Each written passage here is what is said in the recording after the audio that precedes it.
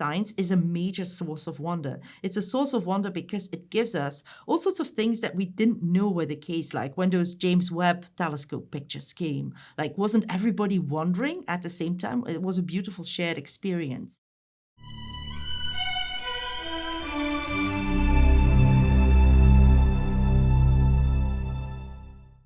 Welcome to Closer to Truth. I'm speaking with Professor Helen De Cruz about her thought-provoking, engaging, and visionary new book, Wonderstruck: How Wonder and Awe Shape the Way We Think, in which Helen, as a philosopher of both cognitive science and of religion, explores the transformative role of wonder and awe in an uncertain world. Helen, welcome. It's great to see you again. It's great to see you again, Robert. Good. Well, congratulations on Wonderstruck. I loved reading it and going through so much rich material. The overarching concept of the importance of wonder and awe is extremely important. We'll discuss it in great depth. But first, I have just an opening question based on your remarkable diversity in intellectual endeavors. Both of your primary interests, you have many interests, but the two primary ones are philosophy of cognitive science and philosophy of religion.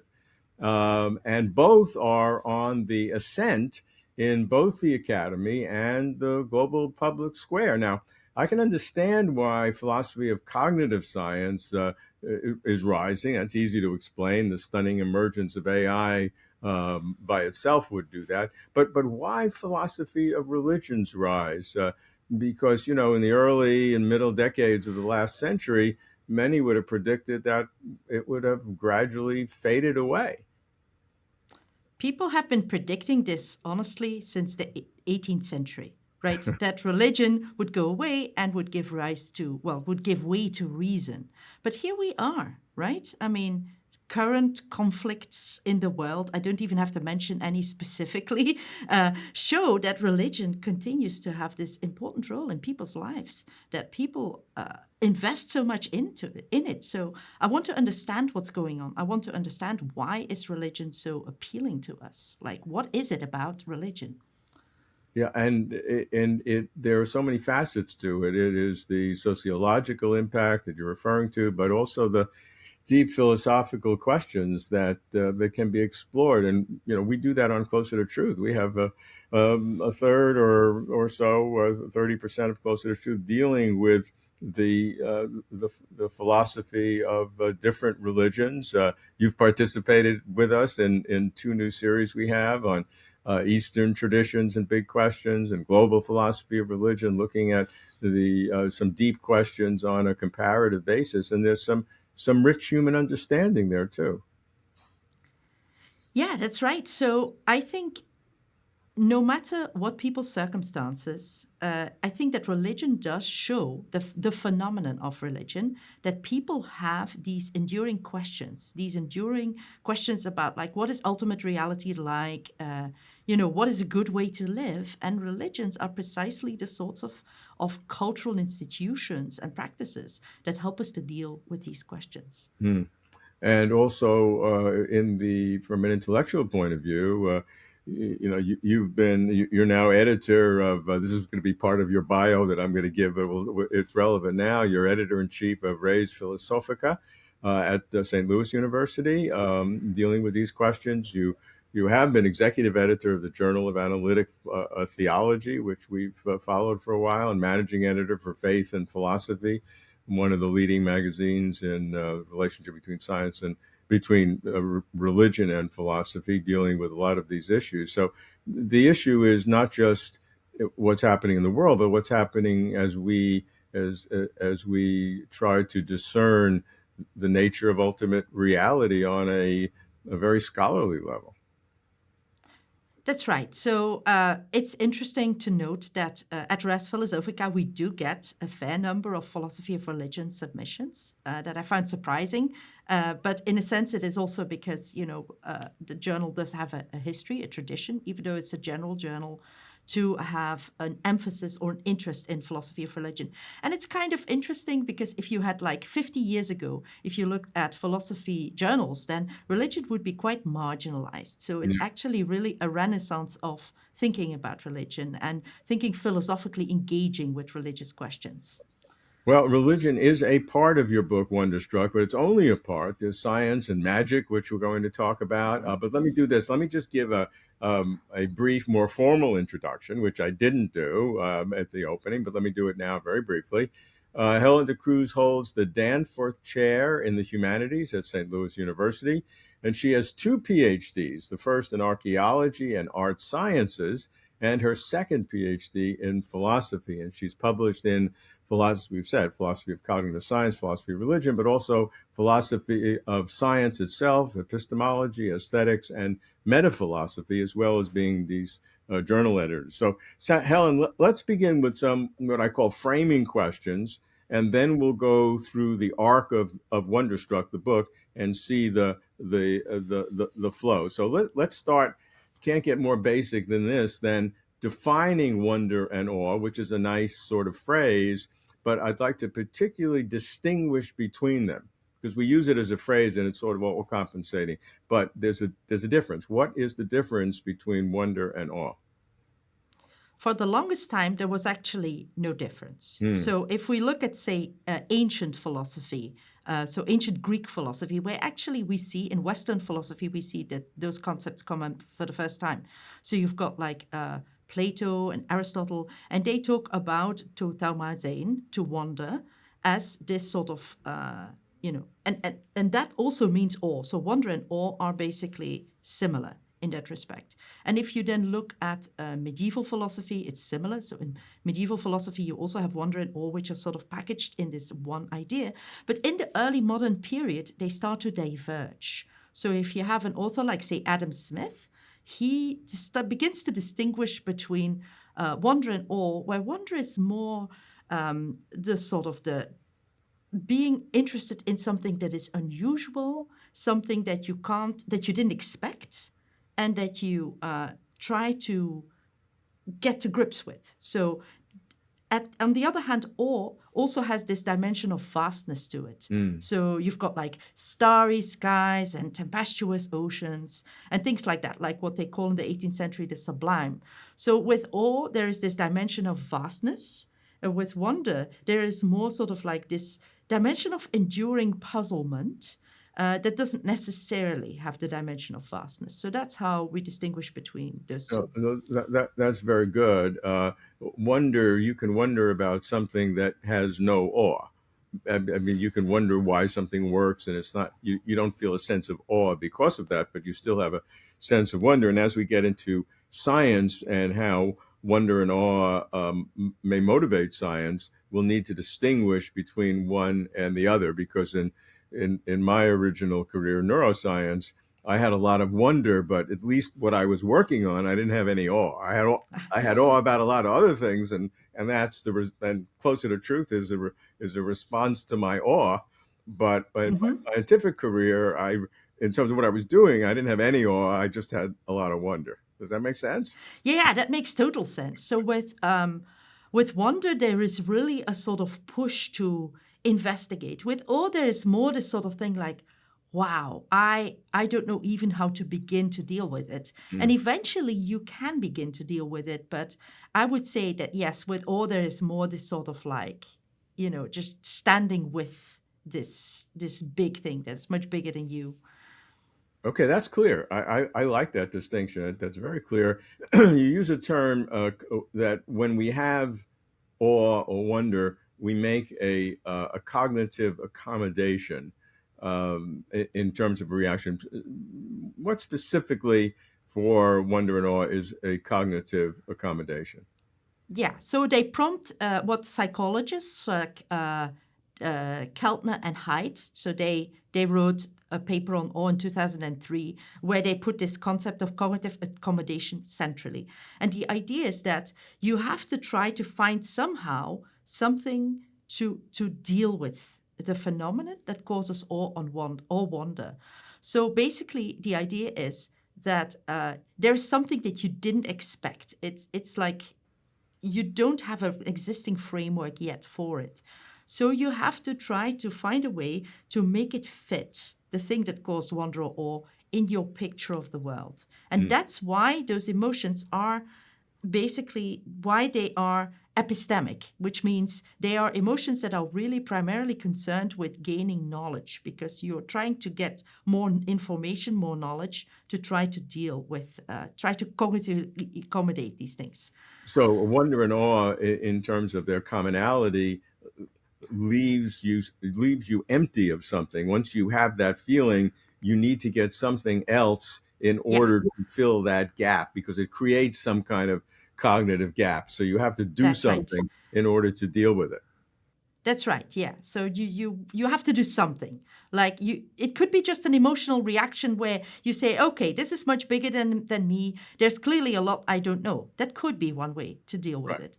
Or you could say, "I want to find out more about this thing," and then investigate. So that's the other way. And those are two possible ways. Yeah, and for each, you distinguish two kinds of emotion. One is epistemic, which you've just described. In other words, you want more access to knowledge about it or have some kind of reaction. And the other is transcendent emotion. That's So you right. have those two approaches. Now, just superficially, the transcendent part would seem more to fit with the awe than with the wonder. Yes, but even with the wonder, so it's self transcendent in the sense that, just like with other such emotions, like, for example, compassion. So when you feel compassion, you're no longer thinking about yourself, but the other person that you feel compassion for, or love is also self transcendent. But with wonder, too, I would say, like, it's not about you anymore. It's about this thing that you're wondering at. So Good. it also pushes you out. Very good distinction, and I think I was reacting to the more common use of the word transcendent in the terms of some gigantic thing in terms of Yeah. ultimate reality. But you're using transcendent in its proper, very specific, is just something beyond yourself. So Yes. if it's a compassion for a hurt animal on the road, that's a transcendent experience as you're defining it because it's something beyond myself. That's right, yeah. So it doesn't need to be like a wow moment. You Yeah. could wonder a little bit as well. Like this comes in degrees, right? So I understand the importance of wonder and awe in some of these big areas that we'll talk about, science, religion, etc. But you go beyond that. You have wonder and awe being not as rare as I might think, as some special event, but you have it more lying at the heart of life's, you know, many different things that we do on a kind of a regular basis. So you're looking at wonder and awe as more part of our normal way of life, as opposed to just these spectacular, strange moments. So one reason to think that it's common is actually that we know from psychological research that it's very common. So there's been various ways to study this.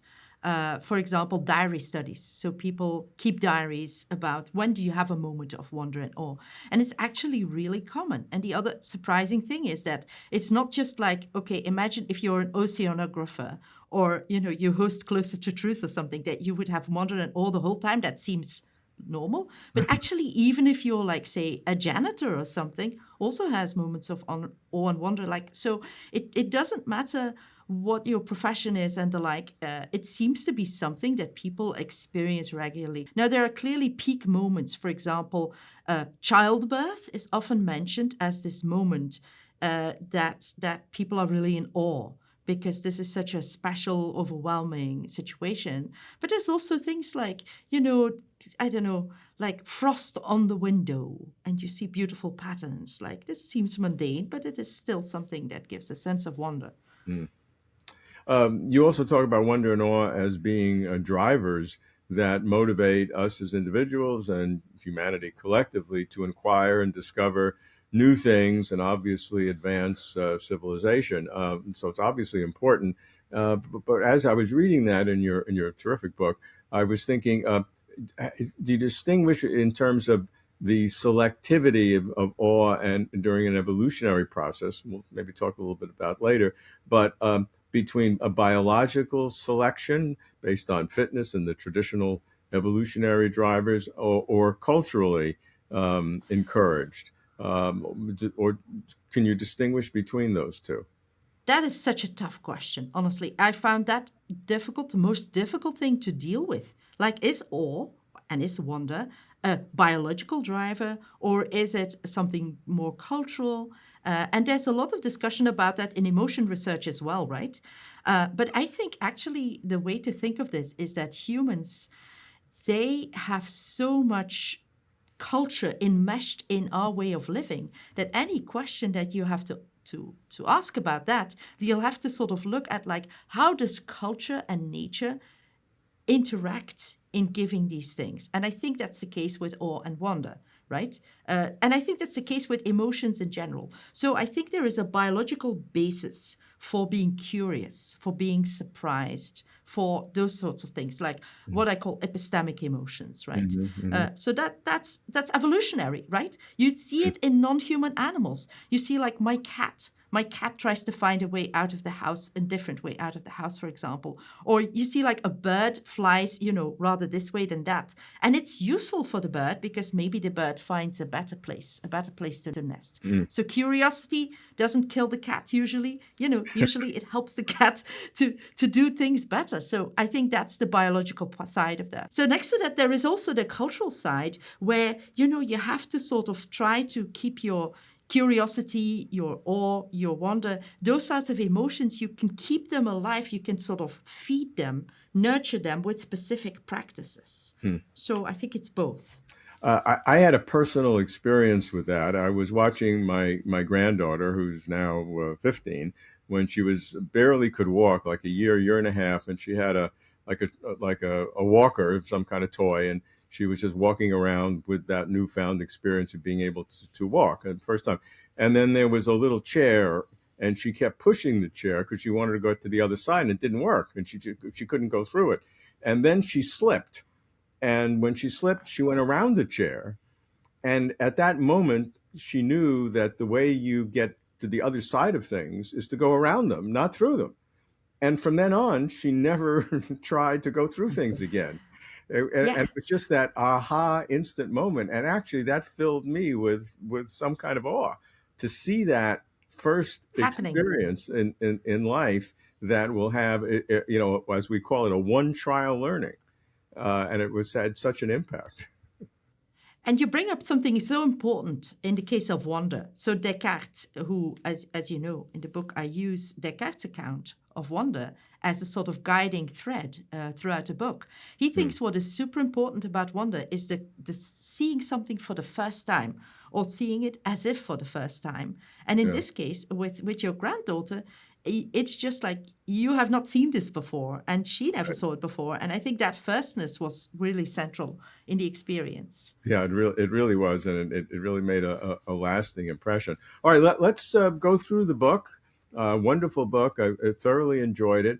And just to give a kind of a conceptual outline, why don't you just take literally a minute and give your sense of the overall arc of the 8 or so chapters that you have? What is the intellectual structure that you want to convey? Because it's a very clear movement through the book. Yeah, so my overall aim for the book was to give a sense of what does wonder and awe do for us? Like, how is it useful as an emotion? Are these two useful emotions? And so in the first book, I outline a general picture of what human culture does, because I'm thinking those emotions are partly cultural, as I said, and I think that one of the main thing about human culture to keep in mind is that it serves human needs. So we have certain needs, certain ideas, certain requirements, and awe and wonder help us to fulfill certain needs to know, needs to be taken, outside of ourselves.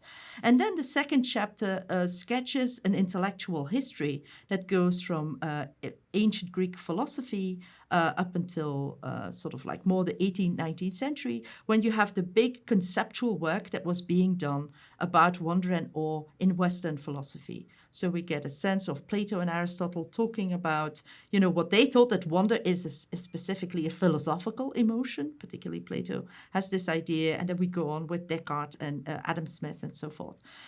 And then in the third book, I outline a theory of emotions, which sort of strikes a middle ground between, on the one hand, this sort of hyper-Darwinian, like emotions are just like purely hardwired, there's just a few of them, like Darwin and Ekman and people like that. And then on the other hand, emotions are more like cultural things, like Lisa Barrett says. And I sort of strike, I think, a middle way between those two, and saying that awe and wonder are actually both. So they do have a biological basis, but the fact that we distinguish between these emotions also indicates that we have sort of culturally developed actually a way to wonder and to stand in awe. And I give some examples.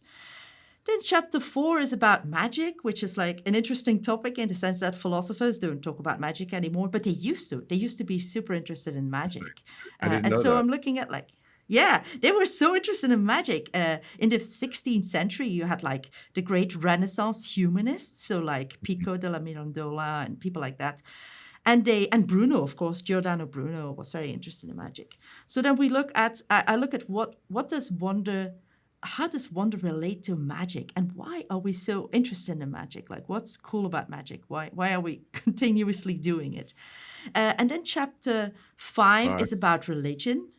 And that basically looks at wonder and its role in our religious thinking, wonder and awe. And then 6 is about science. And there I try to solve this problem. Does science dispel our sense of awe and wonder? And that's been a topic that many philosophers have talked about, and many scientists as well, Richard Dawkins, for example. And I say, actually, yeah, science tries to do this. Science tries to find out what it is and make us stop wondering. But at the same time, we keep on wondering, and science is this enormous sense of source of wonder. So that's a paradox. And then 7 is about, I talk about wonder and awe as emotions, but in 7, I explore the idea that there might also be virtues. And I use Rachel Carson's ideas to draw on a sort of virtue theoretical account of awe and wonder.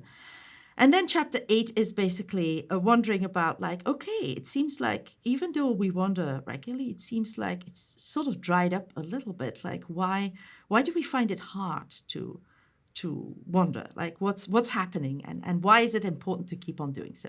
So that's sort of in rough outline Yeah, what the book is that's about. terrific. So what I'm going to do is I'm going to pick out some areas that I find interesting.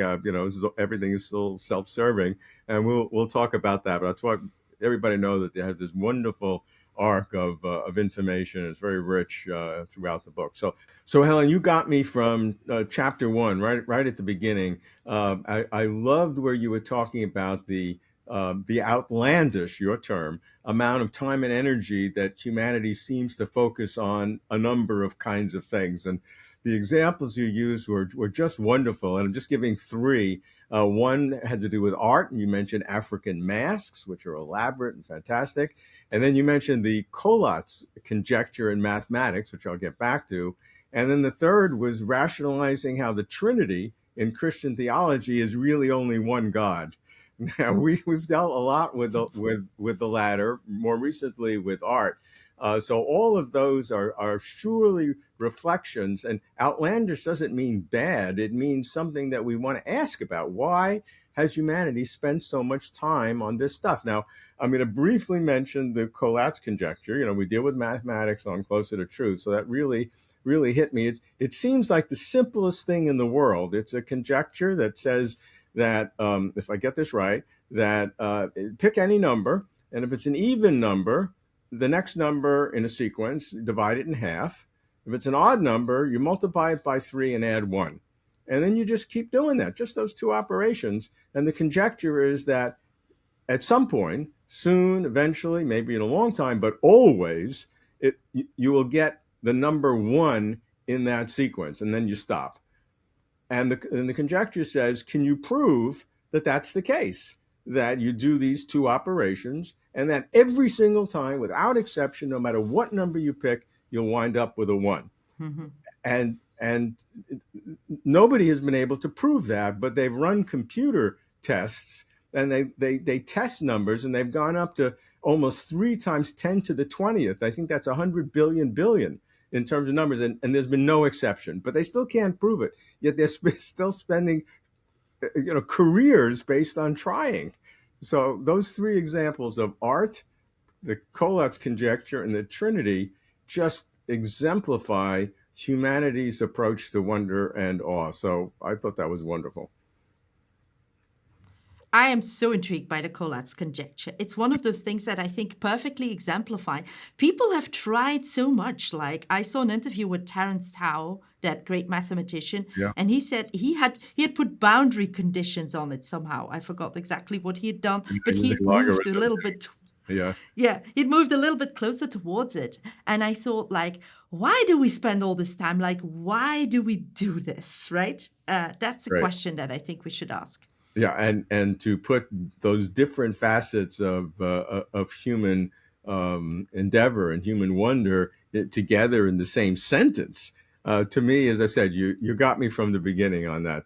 I thought that was terrific, and that's a really critical aspect. And in that same chapter, again, this you deal a lot with Descartes, and many things you criticize critics of Descartes, who says that he wasn't interested in passion, and obviously his approach to the mind body problem, it may not be correct, but his approach to wonder and passion is that this should be more suppressed. And again, I'm not sure that, and you of course think the opposite, that we need to cultivate, not dampen, wonder and awe. Yeah, that's right. So Descartes basically has a very sophisticated theory of human emotions. So, in his view, the soul is, as you know, purely disembodied. So that's res cogitans, and then you have physical stuff, our bodies, and they're res extensa. So the passions, in his view, are part of our body. Right? It's physical. They are in our brain. They're in our blood pressure. So he anticipates a lot of things like your blood pressure can rise. Mm. Your brain gets certain impressions. So he was on the right track. He talks about animal spirits, which is actually his term for like neural impulses. And he knows they're in the spine and in the brain. So it's super sophisticated. But at the same time, so he thinks our mind is purely rational, but we can't we can't move about like that in the world. Like we need some connection. In fact, the book was dedicated, The Passions of the Soul, to Elizabeth of Bohemia, who was in fact a critic of Descartes, who said, okay, how do mind and body interact if they're two different things? How do they interact? And he thought our emotions are the way. And I think he's on the right track. So I'm not a dualist, right? I'm not a dualist, but I do think that indeed, even if you think reason, rationality is important, you still need something to sort of know where are you going to put your energy? What are you going to put attention to? And that's exactly what he talks about. That actually our minds are informed by, for example, wonder, which he calls the first of the passions. That's basically when we see something for the first time. We don't immediately rush to make an opinion. You first let it sort of impact you. And that's the sense of wonder. It's like a sort of non-judgmental, letting things impact you. So then it's a very natural transition to chapter 2, which is that sudden surprise of the soul, how wonder fuels philosophy. So you talk about philosophy, which originally, of course, was all human knowledge. Natural philosophy became science, and that philosophy is born in wonder. And I think that makes sense. But give me some color on that. So it's interesting to note that if you look at the very earliest theorizing on wonder, then you see people like, so in particular, you see in ancient Greek philosophy, you see Plato and Aristotle talk about it. And Plato thinks that wonder is a philosophical emotion. So he talks about in the Theaetetus, you have Theaetetus, a young mathematician, and then you have Socrates, and Socrates is asking him, what is knowledge? And Theaetetus tries to come up with definitions, and it all fails, like it always does in Socratic dialogue. And then he says, I'm completely discombobulated here, like I have such a sense of wonder. And then Plato says, but wonder, that's the mark of a philosopher. You now know that you're a philosopher because you have this feeling. So it's a philosophical emotion. But interestingly, if we go to his student Aristotle, he says that wonder is universally human. So humans began to wonder, and that's how Aristotle in the Metaphysics actually sort of situates the beginning of science. Of course, scientia in Latin, episteme, it's not exactly science as we think of it now, but still knowledge gathering in systematic fashion, what Aristotle did actually. It begins in wonder, and wonder is universally human. And then you can see this idea throughout medieval philosophy. You can see it where it plays an important role. You can see it in early modern philosophy. It becomes hugely important because we have the scientific revolution. So people begin to wonder at all sorts of things, at weird things, at bizarre things, like things they used to paper over in medieval natural philosophy. They sort of said, oh yeah, weird things like comets and the like, let's not talk about that. Let's talk about the things that are regular, like the planetary motions, and explain that. But in the 17th century, people started to think, there's a lot of weird stuff out there. We should pay attention to that. And so that's why wonder becomes so important in that period, in the philosophy of that period. Chapter 3, you deal with mysteries of the mind, the psychology of awe and wonder, and this deals with the evolutionary development. Whenever I see work in evolutionary psychology, which became a field which is both criticized and utilized, you always are concerned about what they say, just so stories. I mean, something sort of makes sense, but it's really a kind of an a posteriori, looking back to the past and creating something that wasn't really the case. So how do you deal? We talked a little bit before about whether wonder and awe is biologically and evolutionary or cultural, and we agree it's both. But chapter 3 focuses on the evolutionary side. So how would wonder and awe be generated from an evolutionary perspective? So, as I mentioned, basically to get a sense of that, we have to have a theory of emotions. And there's so many different theories, but the one that I land on is that emotions. So Nico Freda wrote this monograph, I think in the 1980s, on emotions that I think is very good. So he sees emotions as kind of sort of action scripts that we can use, but they are very flexible. So not all feelings are like that. For example, suppose you're in pain. If you're in pain, it's difficult to ignore the pain. The only thing you can do is ignore it or not ignore it. If you're hungry, it's the same thing. So those are feelings, but not emotions. But an emotion, you can sort of choose a little bit how to deal with it. For example, you're afraid. I'm afraid, but I'm still going to watch this horror movie. Or I'm afraid, and I'm not going to go into this dark alley, right? So you have some flexibility in how to deal with it. And I think that's a very useful framework to think about things. So emotions are basically ways to help us deal flexibly with recurring problems. But I don't think that awe and wonder are sort of hardwired in this kind of sense of that some evolutionary psychologists say. So I think there is an evolutionary basis for it, but they can be sort of flexibly cultivated in different contexts. And I could talk more about that.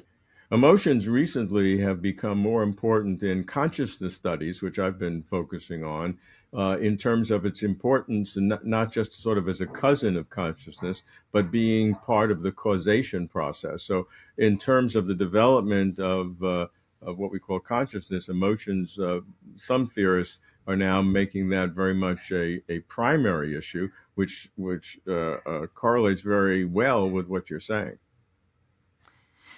That's right. So one guiding thread that I found very useful is basically Lewontin's ideas of organisms as agents. So there is this old idea that in order to understand evolution, that we have to see organisms as basically objects, that evolutionary pressures push down on them. And you can, and that's how you change. That's how evolution happens. But so Lewontin said, that's just part of the story, because animals they are organisms, not just animals, but also say plants. They do have certain ways to respond, right? They're active. And emotions are precisely the sort of thing that allows us to really actively respond to our environment and not be just passive, recipients of whatever gets thrown at us, but actually, do things and shape our own environment in the process as well. Another approach to emotion, and as a backdrop for psychology of awe and wonder, is the tension or dichotomy between cognitivists and non-cognitivists. People who think cognitively that emotion is sort of it sounds contradictory, a rational approach of the mind, and others who think that's not the case. And there's been another trend in consciousness studies over the last maybe 15 years of the importance of embodied or an activism, that there's this interactions between the the sentient entity and the environment that is not just an action, but it is that is a necessary component of creating that consciousness to begin with. So how do you see that, the Yeah. cognitivists versus non-cognitivists? I think if you start with somebody like Descartes, although there are various interpretations of his work, that he is really sort of like a typical cognitivist, right? Because basically the rational mind, in his view, is aided by the information that passions give you. The passions, the emotions, they help you to pay attention to the right things. But then you have the non-cognitivist idea of that, like emotions are more like our response when we become aware to physical bodily responses, as William James would put it, like who's a sort of like one of the figures who exemplifies this. So I think that actually it's plausible that both of those things play a role in our emotions. So I have taken both on board. And in addition, I think that embodied cognition is a very fruitful and handy program. And I found it unexpected to find strong resonances with continental philosophy, continental philosophers like Maurice Merleau-Ponty and Jean-Paul Sartre, who exactly anticipated these ideas, several decades before cognitive psychologists got really interested in that. Yeah, that's right. And there's another area which relates to both of the things that has been called neurophenomenology, Right. which has been developed by first Varela and Evan Thompson and Michelle Bitball and others have developed trying to get neuroscience, as opposed to being just totally analytic, to somehow work with phenomenology. It's a challenge, but I think it's a very good one. Yes. Okay, so then in the next three chapters, as you said, chapter 4 on magic, 5 on religion, and 6 on science. We'll go through each one a little bit more. But I was a little surprised to find magic, very pleasantly surprised in this category. And my first thought is that science may not like to be so classified, given equal weight to magic and religion. I Science would be found sufficiently different than both magic and religion, and wouldn't want to be in that club. As Groucho Marx said, he wouldn't want to join any club that would admit him as a member. So, So I would say that actually, just centuries ago, philosophers were very interested in magic. And one of the reasons they were interested in magic is that it has two aspects. And I think that those two aspects are what explains why we still are interested in magic. Namely, on the one hand, it's a source of wonderment. And on the other hand, it is a power. So when you go to watch a magic show, then those two things come together. On the one hand, you see somebody who's capable of doing something impossible. Like you have somebody who can make an elephant disappear into thin air, and other things like that. Like this cannot happen, and you see it happening. So that prompts your wonder, because immediately you think, what's the trick? What's the trick? And so this wonder and power are so very much enmeshed in magic that it's philosophically interesting, because it relates to questions of epistemology, like what are the limits of what is possible, and like how can we in fact transgress? Can we do things that seem impossible? And that's just an enduringly interesting question, right? How uh, far can we go? do you differentiate between hard magic and soft magic? That's right, yeah. So I use this distinction from Brandon Sanderson, the very popular writer of science fiction and fantasy, where he says hard magic is magic that is almost like a science, like it's like a set of rules. In fact, a lot of like modern magic systems, like if you play tabletop role-playing games, like that has hard magic. So like there's clear rules, like if you're that kind of wizard, you can do this kind of stuff. On the other hand, you have soft magic, and soft magic is like you don't know how it works. Like you don't know the rules, you don't know how it works, and it's just a sense of wonderment. So the wonder there becomes very, very salient. You have a short section on the neuroscience of magic where you show that different kinds of effects can show literally different aspects during with fMRI studies in the brain and the blood flow, that different magic experiences will create Yeah. more activity in certain areas of the brain. That's right. So we know like that wonder. So actually already an 18th century philosopher like Adam Smith said that wonder and surprise are not the same thing. And you can see in these studies why. So you have a coin, the coin lies on a cloth, and in the surprise condition, all of a sudden a hand swoops in and puts the coin away. You didn't expect that, so you're surprised. But then in the magic condition, cloth goes over, cloth goes away, coin is gone. Now, interestingly, you do actually expect that when you hear a magical trick is going to happen. You know the coin is going to go away. So you're not surprised, but you wonder, and you can see a clear difference in neural signature where people are starting to look like you can see areas that are involved with like sort of self-evaluation, thinking about like what knowledge do I have, more active when you are wondering at something. Okay, chapter 5 deal with religion, and this certainly would be the first thing one might think about in terms of wonder and awe, because it would seem to be more fundamental in a religious sense.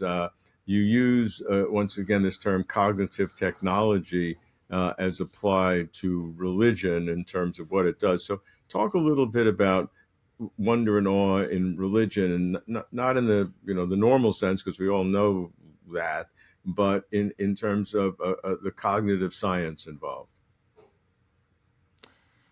So, in terms of cognitive technologies, what I'm talking about is basically we have awe and wonder at things, but we can actually use certain cultural means to help us to have awe and wonder. So here's just one example, and this is actually me drawing on Abraham Joshua Heschel, the Jewish philosopher, that okay, you look outside and it's a beautiful day and the flowers just come out and you have a sense of wonder, but it could also just be that, yeah, the flowers are coming out and you just don't even see it anymore. So his worry was that eventually you get sort of blunted, like, life is difficult and we don't always take the time. So in his view, and it's a view that I develop along cognitive science lines, you can use specific religious practices to help you become aware of wondrous things. So he talks about these Jewish blessings that people of Jewish faith will say when they see, for example, trees flowers for the first time, or when they see a rainbow, or even when they begin to eat. So you become aware of these things and you wonder at them, whereas you might, because life is tough, you might not wonder at them otherwise. And you see it actually in several traditions. So I talk about Zen Buddhism, where you have koans, which are these riddles. And the way these riddles, they sort of push you out of your normal, day-to-day thinking. They help you to think about things a bit differently. And they are also a wonder technology. Yeah, in Judaism, we talk about the days of awe between Rosh Hashanah, which is like the New Year, and Yom Kippur, roughly 10 days later, which is the Day of Atonement, when you fast. And this is a period of time, if you're religious, that you think of the people that you wronged during the year and tell them, ask for their forgiveness or whatever. But I have known this my whole life without meaning, but reading your book, and these days being defined days of awe, that's literally the expression that's used, was very highly resonant. I find it also useful to think about that you can't make yourself happy, right? You can't just say, okay, I'm going to be really happy now. It doesn't work. but you can make yourself wonder. Like, I can't say, okay, I'm going to wonder right now, but it is actually the case, and we've seen this in diary studies, that if you think, okay, if you remember, okay, I've got to try to wonder at things, that actually you do. So that's what makes religion, why these days of awe work, because okay, these are days that I should be more attuned to the universe, to things around me, right? So that's an important reason why it works, I think. So I just would want to qualify that what we're talking about, the importance of wonder and awe in religion, how it works in terms of our lives. This conversation really is totally independent of whether religion is real in the sense that there is an ultimate reality behind the religion, that God exists, or whatever the tradition happens to believe, which is a totally separate question. We like to deal with that on Closer to Truth also, but that's not this question. That the issues of wonder and awe are efficacious um, in as a cultural mechanism. I don't want to say artificial in terms of it being wrong, but it's part of a cultural mechanism that would be true irrespective, one way or the other.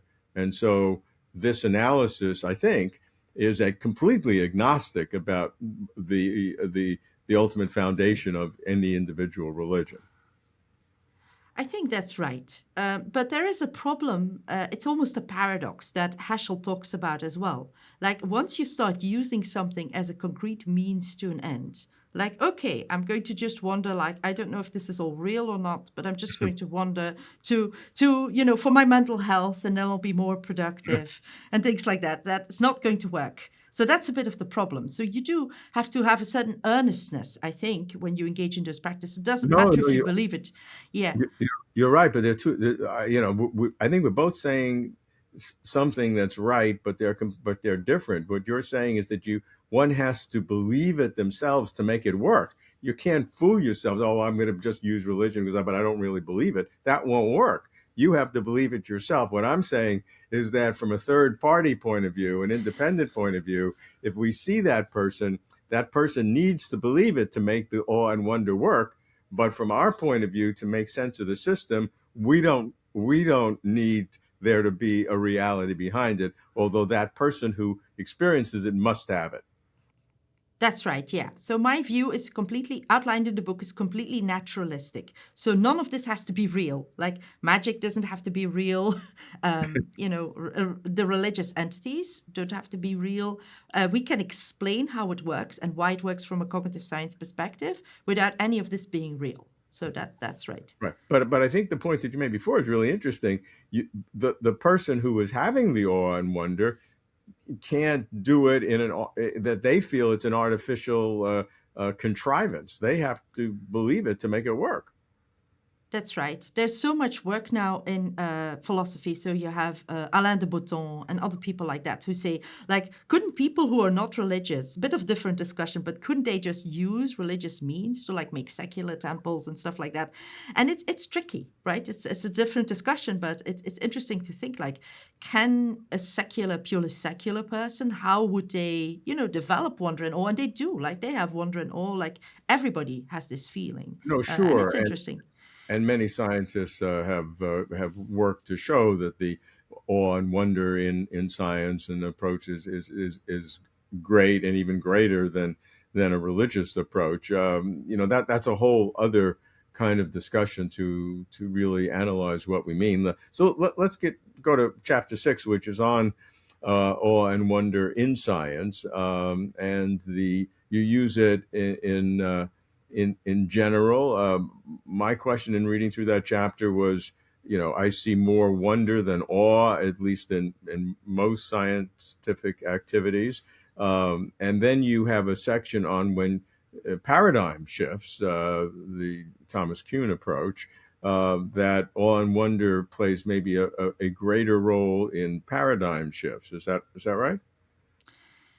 Yeah, so that's basically there you have, I think, awe does play a role. So in everyday science, so we have actually work on this. So there is published work on that scientists do have frequent experiences of awe and wonder when they just go through their day-to-day work. But then sometimes there is this problem, right? That things don't work anymore, anomalies accumulate. And then the question is what happens? And Bas van Fraassen, the great Dutch philosopher of science, has this beautiful book, The Scientific Image, where he outlines this theory. It's a very underappreciated theory, but I love it. The theory is the following. We love we Scientists love we love Boss. He's a major part of Closer to Truth, so he's our favorite. He's Yeah, yeah, he's great. other than you, of course. So, so Bas van Fraassen has this idea that it is not on purely rational grounds that scientists choose new directions when they Mm. notice that the old directions don't work. And he uses actually Jean-Paul Sartre's idea on the emotions. It's a little book that Jean-Paul Sartre wrote, a little sketch of the emotions, where he says emotions are not so much things that passively happen to you, but things that you do. You use emotions to actually help you deal with all sorts of problems in the world. And Mm. actually, this is an approach that I'm very sympathetic to.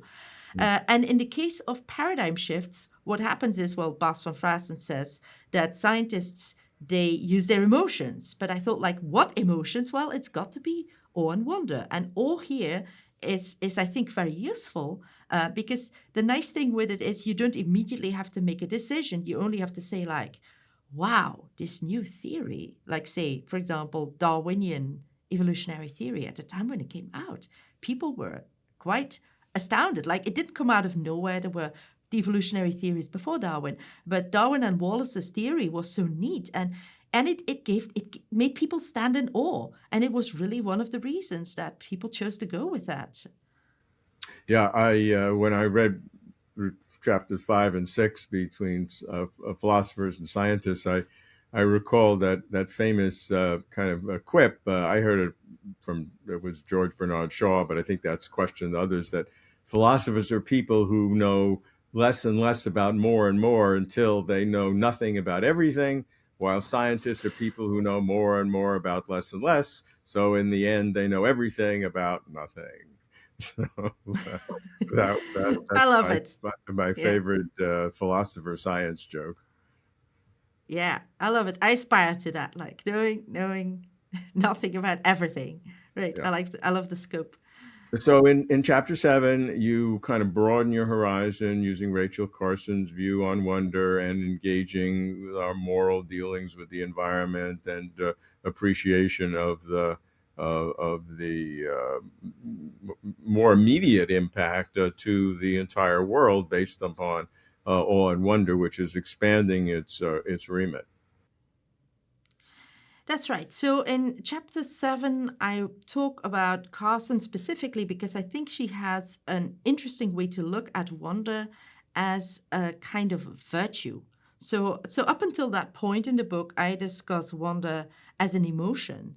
But since I do think that you can cultivate your emotions and that we can use those emotions to do work for us, as is in the case in scientists who do cultivate it to some extent, uh, well, in that chapter, I'm thinking about, like, how can we use our emotions to help us, not in this sort of like, oh yeah, let's become more productive, or let's use them to, like, just increase for purely functional ends or certain things that we do, but just for us to be in the world in a certain way, in a certain, like, so lots of people have lots of anxiety these days. Like, it's been a really tough few years for many people for various reasons. And well, wonder is, well, as Carson said, it's a source of resilience. It's a sort of source of you can draw strength from wonder, which I think is a beautiful way that she put that.